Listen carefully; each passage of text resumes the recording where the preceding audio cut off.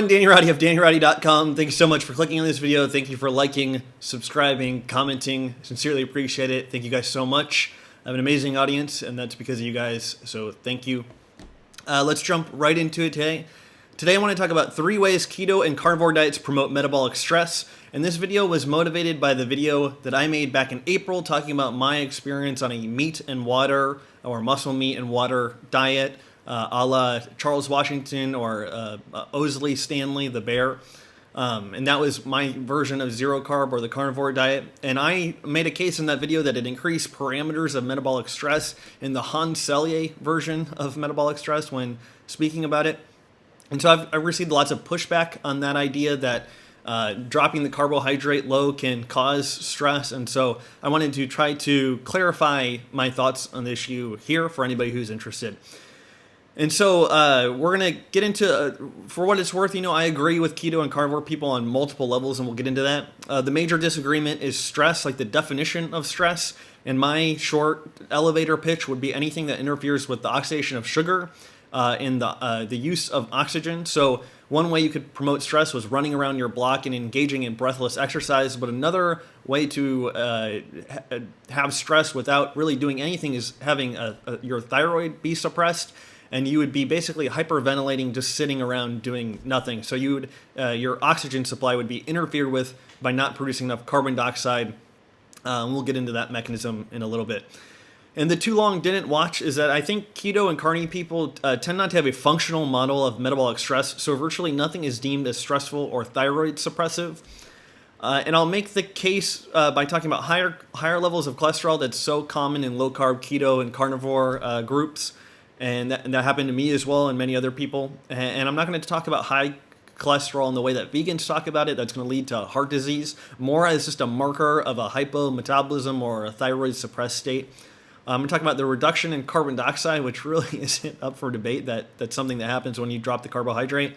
And then the third thing is kind of ignoring lots of parameters of metabolic stress, such as low body temperature, low pulse rate, and things like the prolactin, growth hormone, parathyroid hormone, and other things.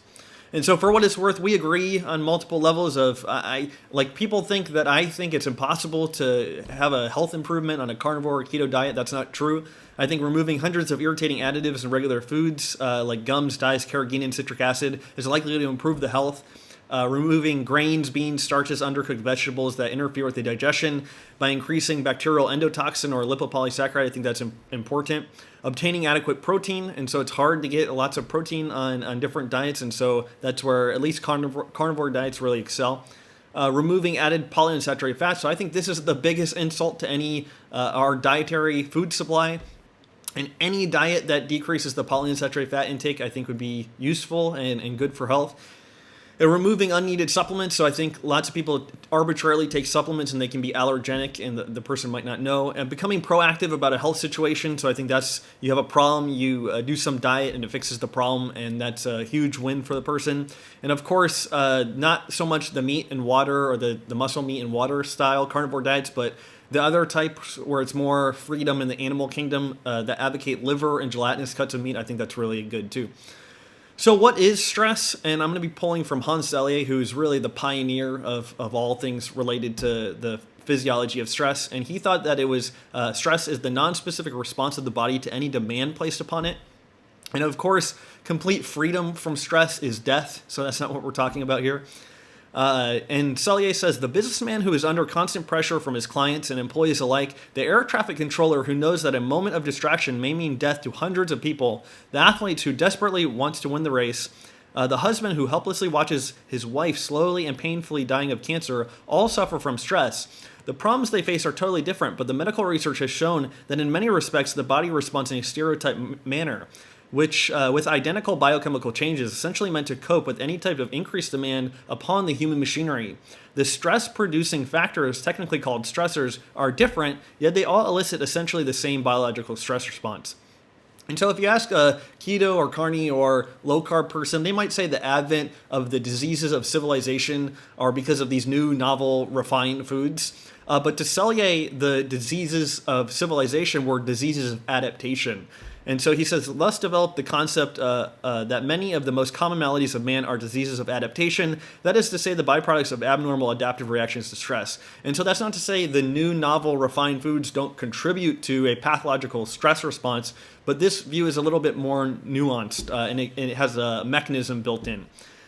And to explain why different people are susceptible to different problems, and I think that's just the history of development of that individual, and the accumulation of all past environments being passed down to you physiologically from your parents and their grandparents.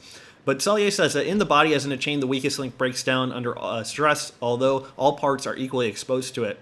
And so I think that can explain difference in a manifestation of different diseases among different people. So I don't think you can really talk about stress without talking about energy, and not like hippie energy, like real biological energy. And so from Ray's 2010 newsletter, Physiology Texts in the Real World, he says, if plants are bracketed by the sun, carbon dioxide, and water, animals are bracketed by sugar and oxygen. And so anything that interferes with the use of sugar or our oxygen supply will increase the hypothalamus, pituitary, and adrenal and the adaptive stress systems. And then my buddy Rob Turner at Functional Performance Systems has a great little chart here, and it's oxygen, glucose, T3 or triiodothyronine, the active thyroid hormone, form a process called oxidative metabolism, and that leads to ATP, carbon dioxide, and water. And then carbon dioxide has a feedback loop dissociating oxygen from hemoglobin, better allowing cells, tissues, and organs to absorb oxygen. And so that's when we're talking about using the cells absorbing oxygen, you have to talk about carbon dioxide. And then Selye had a concept of adaptation energy, and we won't get too far into that, but he baked that into his stress concept. And then this is not a fringe view. This is still being talked about. In 2015, Picard et al. Talked about central to stress adaptation is cellular energetics involving mitochondrial energy production and oxidative stress. We therefore hypothesize that abnormal mitochondrial functions would differentially modulate the organism's multisystemic response to psychological stress. And Chris Masterjohn has like a wonderful video talking about carbohydrate oxidation consumes 50% less water and generates 50% more carbon dioxide than the oxidation of fat. And so that's because there's an extra step in glycolysis in using sugar through the decarboxylation of pyruvate, and that yields one extra carbon dioxide, and there's no analogous step in the beta oxidation of fatty acids. And then Christian Bohr in 1904 said that CO2 will greatly support the oxygen release from the blood, resulting in an improved efficiency of oxygen usage. The carbon dioxide pressure of the blood is therefore to be regarded as an important factor in the inner respiratory metabolism. And Chris Masterjohn has also talked about carbon dioxide being a cofactor for using vitamin K. So lots of people are talking about the importance of fat-soluble vitamins, and the larger generation of of carbon dioxide under the umbrella of thyroid function will better allow a person to use vitamin K. So I'm going to do something a little bit different. I'm going to comment on selected clips of a conversation between Dominic D'Agostino and Paul Saladino. So Dom is more of a ketogenic diet advocate, and then Paul is more of a carnivore diet advocate. But they're having a conversation, and they mentioned stress and energy, and so that's why I wanted to comment on it. So this first clip is Dom saying like a presupposition for what he thinks leads to good health. So really preserving mitochondrial ATP production is the most important thing for the health of any human or cell or tissue or whatever. So it really does come back down. I don't want to sound biased, but metabolism is, and the food that we eat is essentially our metabolism, is really the root of general health. Like the mitochondria kind of call the shots. And you could say that for neurological diseases, overall health, and even cancer too. So I totally agree. The food that we eat forms our metabolism. The mitochondria are calling the shots, and you have to talk about stress and energy and mitochondrial metabolism or oxidative phosphorylation to talk about those things. And then the only thing I would add is it's not the immediate food that you eat, but also your past food that you've eaten for the previous 1, 2, 3, or 4 years, because the polyunsaturated fats accumulate in your tissues and they poison the respiratory metabolism. And so that is something to think about when you're switching a diet, what your previous diet was like for the last 3 or 4 years. Okay, so now Paul is going to ask Dom what happens when you stop eating carbohydrate. What happens if someone doesn't eat carbohydrates? Like what changes happen in their metabolism with fasting or with a zero or very low carbohydrate diet? How does our body shift into making ketones and using ketones? That's a good question. So I like to simplify it as much as possible, but the first thing that typically happens is that you have a drop in your blood glucose level if you just stop eating or eliminate all carbohydrates. So you will actually have a drop in your blood glucose. And if you're eating a ketogenic diet where you've moderated the protein, you'll significantly reduce the postprandial elevations or excursions in your blood glucose, and also the corresponding elevation of insulin, which will facilitate glucose transport and glycolytic pathways, right? So fasting or carbohydrate restriction in the context of the ketogenic diet, you have a protracted, prolonged suppression of the hormone insulin and a corresponding increase in elevation of glucagon. And in the beginning, a lot of people can experience an elevation of stress hormones like catecholamines, epinephrine, and cortisol can also go up, especially initially. And these things will it's the body's way to help liberate some of the stored glycogen that you have through glycogenolysis. So you'll start to release some glucose in the liver. And then once the liver glycogen is depleted, the liver is really the energetic sensor of the body and coordinates very well with the brain. And liver glycogen is kind of like a fuel tank, and your brain can sense that, and you start to get some neuroendocrine changes in addition to facilitating the suppression of the hormone insulin, and elevated catecholamines will liberate fatty acids from adipose tissue, and those fatty acids will be mobilized. They get to the liver. That stimulates beta oxidation of the fatty acids, and as you have greatly accelerated fat oxidation in the liver, essentially you'll be you have beta hydroxybutyrate going to acetoacetate, and that splits to two acetyl-CoA molecules, and we're not even that. So the beta oxidation of fatty acids will make acetyl-CoA, and that'll condense to acetoacetate and ultimately beta hydroxybutyrate. So that would be ketogenesis. So that happens, and then ketolysis is the other way around. So I think that was a really great explanation. And the thing that I think are some of the most important things is Dom saying that the liver is the energetic sensor of the organism. And so that's where the predominant amount of active thyroid hormone, the T3 or triiodothyronine, is converted from thyroxine. And so when the glycogen is depleted, that process slows down and there's a corresponding increase in reverse T3. And Paul has, in other places, pointed out that gluconeogenesis can refill liver glycogen, but of course that's under the direction of cortisol and other things that Dom has said that will, at least he says, they will acutely rise. The thing that I think is the most important, that everything Dom is describing about decreasing your carbohydrate is slowing down the system. So that's what all of this is about, is reducing the conversion of thyroxine to triiodothyronine, liberating free fatty acids, and creating a pseudo hibernation effect of slowing the system down. And so if you think that slowing the system down, or Raymond Pearl's rate of living theory, is a good theory, and that's slowing the system down is a way to promote longevity and health, then I think this is the way to go, go on a keto or carnivore diet. But if you think that is not the way of slipping into kind of like a low thyroid state, is kind of not the way to good health or happiness or good libido, or not breaking down slowly, then this would be not the way to go. So it's just extremely baffling when people are talking about how these keto or low carb or carnivore diets that reduce carbohydrate intake do not suppress the thyroid, because everything that's happening is slowing down the metabolic rate.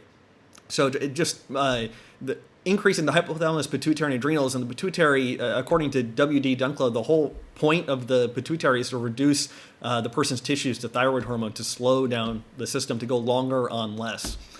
Okay, so Paul has been a proponent of not saying that the carnivore diet is stressful, so he's going to get Dom to clarify what he just said, because Dom said, at least acutely, that the norepinephrine and epinephrine, adrenaline, and cortisol are increased. But Paul thinks that doesn't happen in the long term. So it's very curious how the fat mobilizing state can be maintained without the fat mobilizing systems that are the stress systems or the counter-regulatory systems. And so I think that's impossible, but they'll talk about it here. There's so much discussion, or I think there's misinformation in the community, that when you go into ketosis, you're going to activate your stress hormones. And like you suggested, I think that when people acutely adapt, there is some evidence for that. But my impression is it doesn't happen long term, and those eventually normalize. Is that correct? Because people will often knock the ketogenic diet and say, oh, you're activating your sympathetic nervous system, you're activating cortisol. And it's not what I see clinically once you get to So real quick, I'd just like to point out that I'd be very curious what Paul is using to identify metabolic stress clinically. Because, for example, like the TSH is usually in a range of 0.3 to 5 or 0.3 to 3. And there's a paper that talks about over 2 is abnormal in healthy young people and associated with cortisol. And another test that I know for a fact that Paul doesn't necessarily think that high cholesterol is a problem. And I think it's more of a marker of stress, and high cortisol is associated with high levels of cortisol. And so again, I'd be very curious what he specifically defines as something of being indicative of stress and being free from stress in his patient population. keto adapted. So how does that, if we pull that timeline out a little further, what does it look like if you stay in ketosis for weeks or months, and how does our body begin to adapt to that? Yeah, I think the patient population, or the people to look at in regards to this, are people who have been following the ketogenic diet for decades, right? And I met some of them. I was in Washington, D.C. at a neurometabolic sort of disease conference where I had the opportunity to meet with people, many people who have been doing this for many years. And they have, their blood work looks fantastic, actually. And they're on it like a pretty legitimate high ratio ketogenic diet that's in upwards of anywhere from 75 to 90% fat. So again, fantastic blood labs, I think, is subjective and depending who's reading them. So, for example, I don't know about Dom, but I know that low carb and keto let things slide given their specific perspective of things. And also, they're always starting with questions like, what would our ancestors have done? And I think that's a too speculative way of addressing things, and it often leads to faulty conclusions, I think. So just on the idea of thyroid and cholesterol, in this Duntis paper in 2012, they say thyroid hormones have variable effects on lipid metabolism because thyroid function regulates cholesterol synthesis and degradation and mediates the activity of key enzymes. For myself, when I take thyroid, my cholesterol goes down. When I don't take thyroid, my cholesterol goes up. It's an extremely predictable relationship, and I've seen that in many other people, and that's high cholesterol is just this cardinal symptom of low thyroid function, and only more recently has it become this convoluted subject that nobody can seemingly figure out, and nobody knows why it goes high, and nobody knows why it goes low. And of course, when you take thyroid or you get your thyroid function up, you turn over that cholesterol into pregnenolone, progesterone, and DHEA, which are these extremely interesting protective hormones that are rarely ever talked about in the low-carb universe, because low-carb people prefer to talk about mTOR and insulin and sugar and things like they have their pet theories of things that they only stick to and rarely include new information on anything. So my kind of closing remarks would be that, like, Shawn Baker in 2017 went on Joe Rogan, and then of course Jordan Peterson and his daughter, and Paul with carnivoremd.com. You know, I think people are going to be jumping ship from, depending on what version of the carnivore diet they're on. I think people are going to be jumping ship from this concept at some point, whether it be 2, 3, 4, 5 years from now, similar to vegans jumping ship, you know. And I think that's naturally what happens when you do not bake in the rate of metabolism to any kind of dietary philosophy or ideology. I think a certain subset of people will figure out that there's a huge problem. And so again, on this channel, we're talking about increasing the rate of metabolism as governed by the pulse and temperature and many other things a person could address and figure out via lab tests and things like that. But that, I think, is the main goal, and I think that's like a health differentiator, and it signifies the rate of aging and things like that. Okay, guys, thank you so much. If you enjoyed this video, please like it, leave a comment. I'll try to answer all of them. Subscribe to the channel. Thank you so much. Take care, and I'll talk to you soon.